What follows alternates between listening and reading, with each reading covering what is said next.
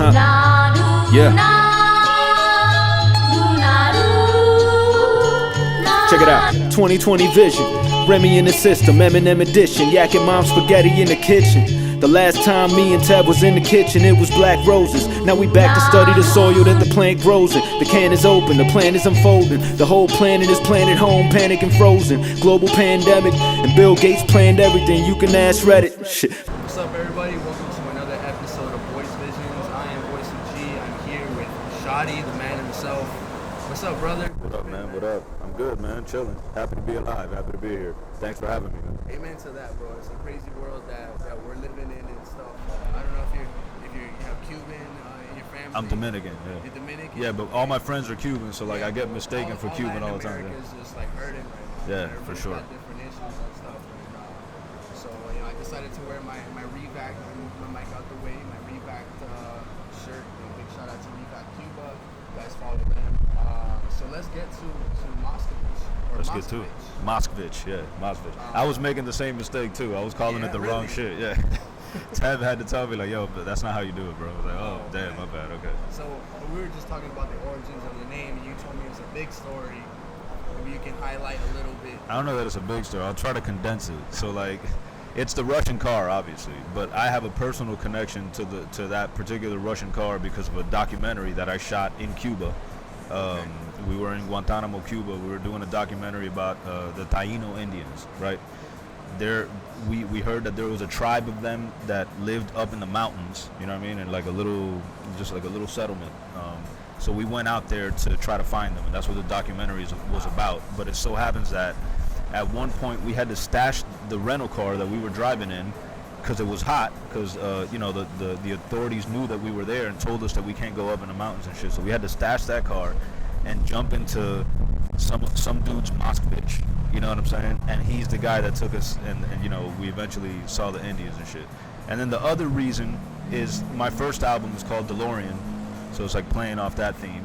And then the third reason is that all the beats actually come from like Soviet era Russian records. Like Right. Yeah, I wanted to talk about that too, because like the EP, the latest one, it reminded me of like a 007 movie. Like I feel like I'm listening to 007 or like the secret agent who's got like this, just like all these gadgets, all this stuff going on, and he's on a mission, right? Yeah. And so that's what I got from it. Nah, that's actually, you have no idea how much of a compliment that is, because I'm like a huge 007 fan, you know what I mean? So like, it's not that I was going for a 007 vibe, but if that's what you got, that's cool as fuck, yeah. I fuck with it. Yeah, bro. I want to also bring up too, and we'll get more into Kendall Drive, right? Okay. But Kendall versus Hialeah, we talked about it a little bit on the show with like 35, Jax came and we talked about it too. Who won? Who ended up winning Kendall versus Hialeah? The city won. I know that's like the cliche answer, but I can't pick a winner. Like people are obviously, everybody's got their own agendas and their own favorite sides, and everyone's gonna say, the Kendall people are gonna say Kendall, the Hialeah people are gonna say Hialeah. But honestly, man, like the biggest victory was seeing how everybody came together and everybody was participating and shit. Like that whole shit, aside from the event itself, like the whole thing that broke out before the event where everybody freestyling at each other and shit, that was completely unplanned. We didn't plan that, you know what I'm saying? That just happened organically. So to me, it was a victory for the city, man. I feel like Miami won that shit, but Kendall won. Like, I have respect from you and I respect from H2O and 35 guys that, I think I admire, very much because you guys bring that sense of community to hip-hop, so especially Miami hip-hop, especially Miami music. I think sometimes our city gets a little too commercialized and we lose, those deep roots of hip-hop and what that represents down here in South Florida. So you guys really hold it down in a sense for the city. Yeah, I feel like, speaking for me and H and Orion, like we're all kind of like veterans of the rap scene down here as artists, you know what I'm saying? So like, I think this is like my way of just like putting on like the new guys and not even the new guys, my peers, and just like showing love and giving back, you know what I'm saying? That was like the idea behind the podcast too, Human Sushi. It's just like, let me do something that's not about me.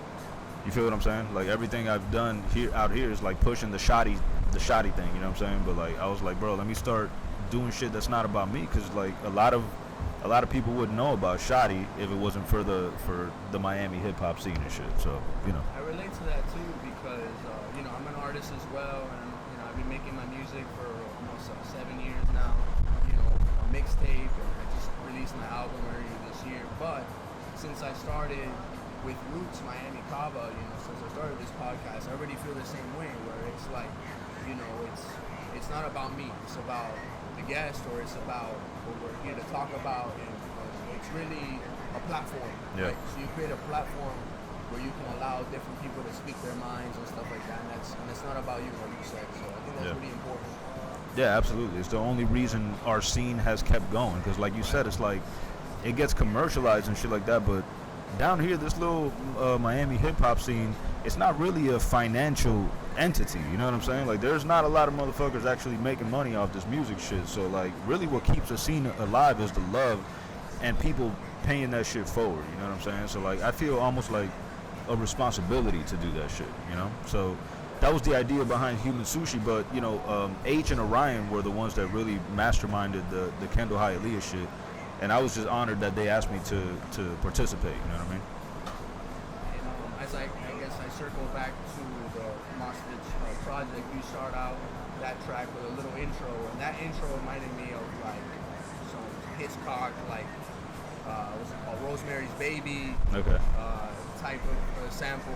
How'd you find that sample? Or it was in the Russian files, man. Tev got just a gang top of secret. some top secret Russian fucking records from like the Soviet era. I'm talking about like terabytes of shit, So like even before we even started the beat making process on the album, we were listening to all these records, you know what I mean? So it was like we really made this album from the ground up. Like before there were even beats, we were already conceptualizing shit. We already had the name Mosvich. We knew we wanted like that Cold War feel to it, you know what I mean? So yeah, it was somewhere there in the files, man. So we get to that intro. We got 2020 vision as well, which you talk a whole lot, right, about on 2020 vision. Of course, a whole lot happened last year, with Corona and everything, vaccines, et cetera. Yeah. And I felt like one theme that all these South Florida artists try to touch upon was, vaccine or 2020 or what have you, COVID. Everybody had a different take on it. I had a song called Home, and some other people had different songs talking about it, but this was almost like your vision, your side of the story. Definitely. 2020. Yeah. How did that come about? Was it you were stressed as hell watching what was going on in the news, and you just decided to write the song? I felt like I had to say something about it, right? Because it's like, it's the elephant in the room. I had already decided that I was gonna come back into like doing music. I haven't done music in like 7 years, bro. You know what I'm saying? Like I had stopped after my last album, The Blackest Rose, that we released in Brooklyn. And I was doing other shit, writing scripts, and I released a comic book, Popova, and shit. I do like, I always was flexing the creative muscles. I just wasn't making music. But when I decided like we were gonna come back and do this music shit, I was like, I can't just ignore all the shit that happened in 2020. Like I have to address it and give my take on it. You know what I'm saying? So like, if you notice like that, on that song, I talk about the COVID stuff. I talk about the Kobe Bryant, other shit that's happening in the world. But I also talk about the last time me and Tev was in the kitchen, it was Black Roses. Like I'm also like relating to it on a personal level too. You know what I'm saying? Like talk about breaking up with my wife, like personal shit. You know what I mean? Like, so that was kind of like my recap.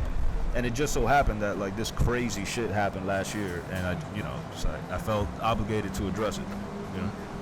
And as artists, I guess we do that too. Like our world is,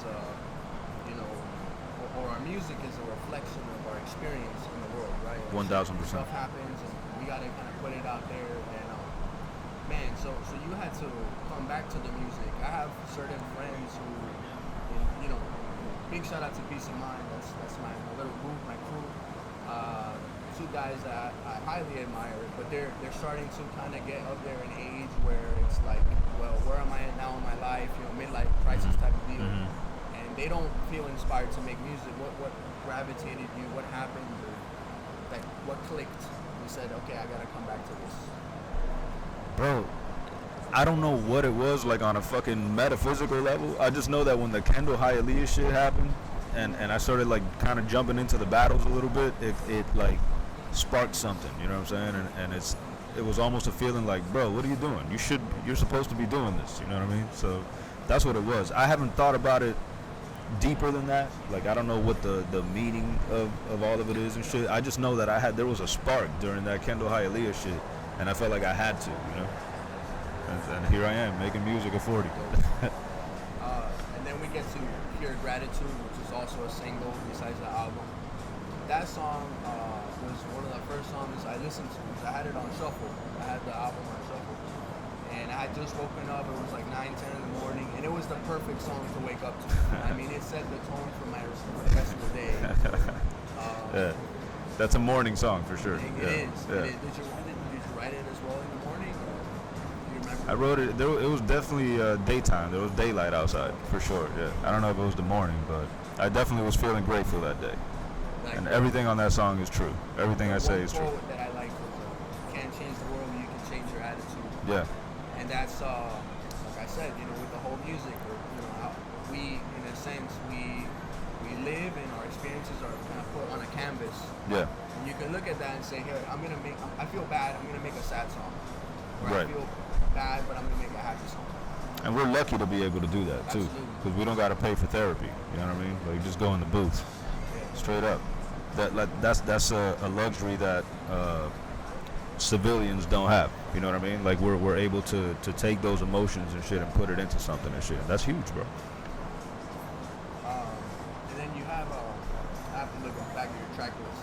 The track name is escaping my mind at the moment. However, Aliens. Okay, Element 115. Element 115. Yeah. And I had to Google Element 115. Okay. I mean, I listened to the song, I loved it, but I was like, there's so much information here, I gotta Google it. And like the first thing that came up when I put Element 15 or Element 115 was Ancient Aliens. And I Okay. watched like a short little, bio about it, and they talked about Lazar. Yeah, Bob Lazar. Yeah. And that's a whole other episode. Yeah, can that's a dive rabbit into it hole, if you bro. want. Yeah. In the song you said it, like you don't feel that we are alone in this universe. Definitely not. No. Definitely not. No.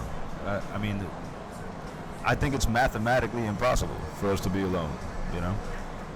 But, again, like, I think what I'm trying to say with that song is, like, it ain't necessarily true just because they told you it's true, right? So I'm not saying I believe even everything I'm saying on that song, but I'm just saying, like, you know, you got the mainstream narrative of how we were created, and then you got, like, the Bible and all that stuff, and, like, there's other ways to look at that shit too, and my guess is as good as yours, man, because none of us were there, you know what I mean?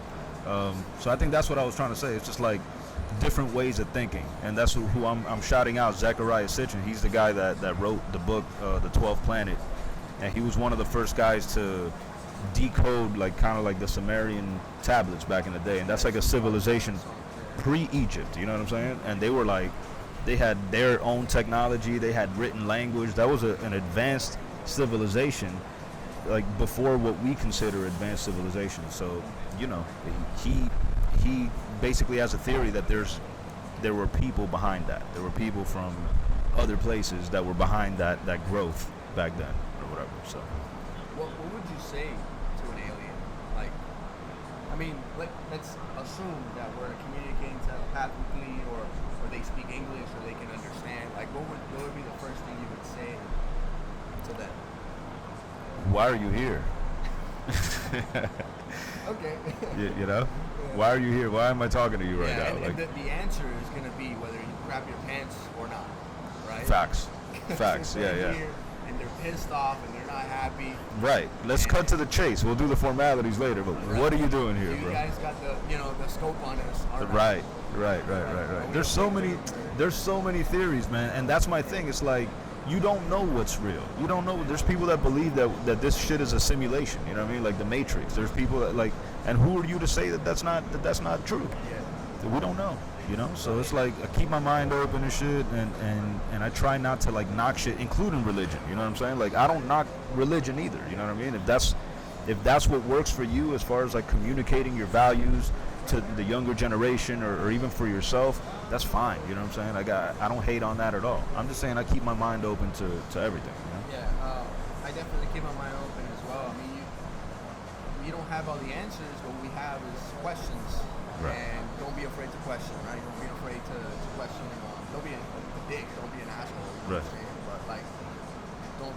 You know what I'm saying? Like, don't be saying, well, the way I think is the only way, and Right. you know, et cetera, et cetera. And don't disrespect people either. We see that all the time on social media. People get lost in the comments, like, oh, you know.